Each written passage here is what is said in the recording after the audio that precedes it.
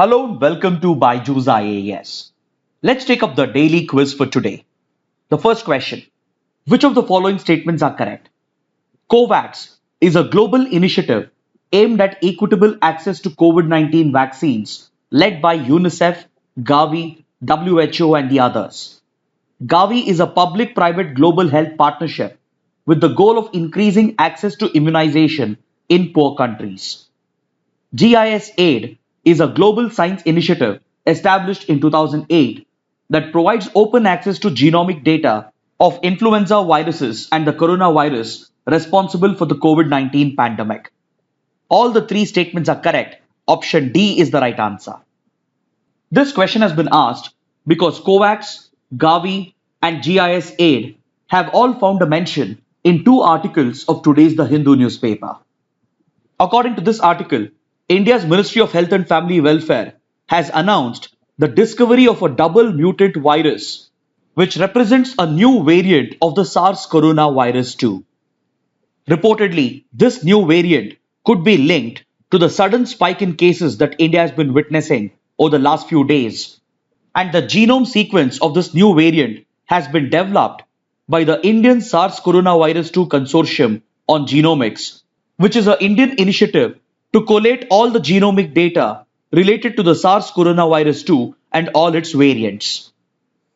India will be sharing this genome data of the double mutant virus with the GISAID, which is a global science initiative started in 2008 as a public-private partnership in order to facilitate the exchange of genomic data on influenza viruses and as well as on coronaviruses.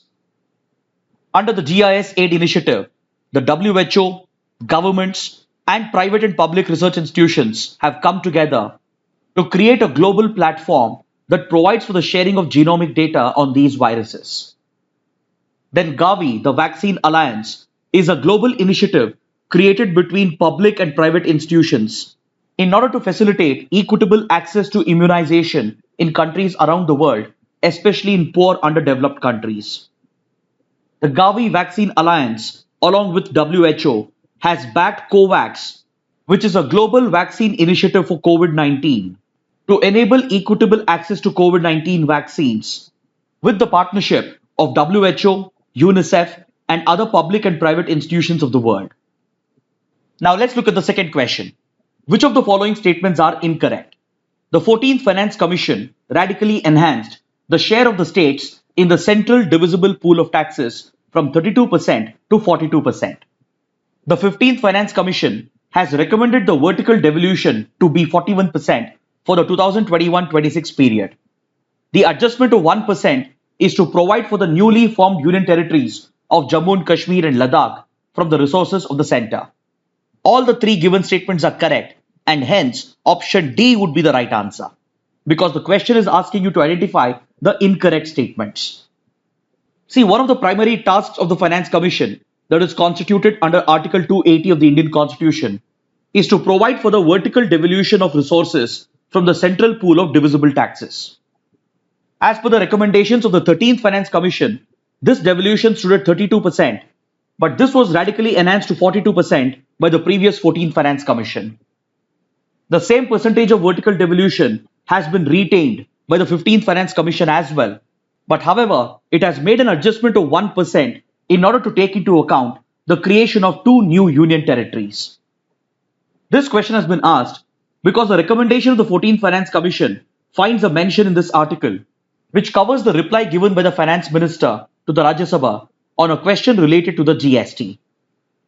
Now let's look at the third question. The Zabarwan mountain range is located near Srinagar, Panongso, Tawang or Kalapani. The correct answer is option A. See, the Zabarwan mountain range overlooks the Dal Lake and it is located between the Pir Panjal range and the Greater Himalayan ranges. So amongst the given options, the correct answer would be Srinagar. This mountain range is in news because Asia's largest tulip garden has been opened up and it is located at the foothills of the Zabarwan range located near Dal Lake. The areas around the Dal Lake is known for its well-curated gardens, including the Mughal gardens. Few popular Mughal gardens around the Dal Lake include the Nishad Bagh and the Shalimar Bagh, and they were built during the rule of the Mughal emperors. Shalimar Bagh was built during the rule of Jahangir, whereas Nishat Bagh was built during the rule of Shah Jahan. So next to these gardens, Asia's largest tulip garden has come up with the intention of promoting tourism in Jammu and Kashmir, and the Prime Minister himself has tweeted about it. Now let's look at the fourth question. Which of the following statements are correct? The Pakal Dul Dam is being built on the Marusada River, a tributary of the Chenab. The primary purpose of the dam is hydroelectric power generation. Pakistan has raised a dispute over it under the terms of the Indus Water Treaty. All the three statements are correct. Option C is the right answer. See, just yesterday, we spoke about the Indus Water Treaty and we understood that over western rivers such as Chenab, India is allowed to build run-of-the-river or run-of-the-mill projects such as hydropower projects and use around 20% of the waters of the western rivers for non-consumptive purposes. So basically, the Indus Water Treaty allows India to execute run-of-the-river projects which do not store water for a long period of time and which do not divert the course of the river. So as per these provisions, India has executed several hydropower projects on the western rivers such as Jhelum, Chenab and the Indus. Some of these projects include the Salal Dam, Kishan Ganga project, the Baglihar project, and in this map, you can even see the upcoming Pakal Dul Dam project on one of the tributaries of the Chenab. And Pakistan has consistently opposed most of these Indian projects, even though India strictly abides by the terms of the Indus Water Treaty. On disputes related to Kishan Ganga and Baglihar, Pakistan had even dragged India to international courts such as the PCA and the ICJ, but in all the cases, the rulings went in favor of India. Now, yesterday, the 116th meeting of the Permanent Indus Commission took place between the Indus Water Commissioners of the two countries, and Pakistan has again raised objections to the upcoming Indian projects such as Pakal Dul Dam and the Lower Kalnai hydropower project. But the Indian side has reiterated that India strictly abides by the terms of the treaty, and it has reminded Pakistan that the Indus Water Treaty allows India to execute run-of-the-river projects on the western rivers. Now let's look at a question from the 2020 prelims paper. Consider the following statements. In the case of all cereals, pulses and oil seeds, the procurement at MSP is unlimited in any state or union territory of India.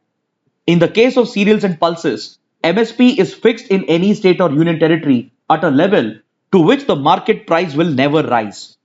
Both the statements are incorrect. Option D is the right answer. Because see, procurement at MSP prices is not unlimited. It is limited to the extent of the buffer stock that can be accommodated by the government. And market prices, they are dependent on the demand-supply equation in the market. They can easily go above the MSP as well, or they may go below the MSP as well. So the second statement is also incorrect. Now coming to the fact of the day, we shall talk about the Suez Canal, which is in news. In an unprecedented development, the vital Suez Canal has been blocked due to a ship that has run aground. The blockage of the Suez Canal by this container ship has caused a massive traffic jam on both sides of the Suez Canal, that is in the Mediterranean Sea and the Red Sea, and it is already having a huge impact on global shipping. According to reports, shipping costs have already quadrupled because of this traffic jam at the Suez Canal, and insurers are unable to bear the claims that are being raised by those who are incurring losses due to the traffic jam. Now, this is going to directly translate into increased cost of shipping, thereby having a direct impact on global trade as well. So now, let's understand the significance of Suez Canal. See, the Suez Canal is located over here in the Sinai Peninsula of Egypt, and it connects the Mediterranean Sea with the Red Sea. It basically provides a shorter alternative route to connect Europe with Asia, because without the Suez Canal, ships will have to pass around Africa, that is around the Cape of Good Hope, and then reach the Indian Ocean. Prior to the construction of the Suez Canal, this was a traditional shipping route between Europe and Asia, and this is a very long and circuitous route that had a direct impact on the time and cost of shipping. But the construction of the Suez Canal over here created a shorter bypass between the Mediterranean Sea and the Red Sea, and it has drastically brought down the time and cost of shipping between Europe and Asia. This vital sea lane of communication was built in the 1850s and it officially opened in 1869. By connecting the Mediterranean Sea with the Red Sea through the Isthmus of Suez in Egypt, it offers a shorter and direct route between the North Atlantic and the northern parts of the Indian Ocean. This helps in avoiding the longer route through the South Atlantic and the southern parts of the Indian Ocean.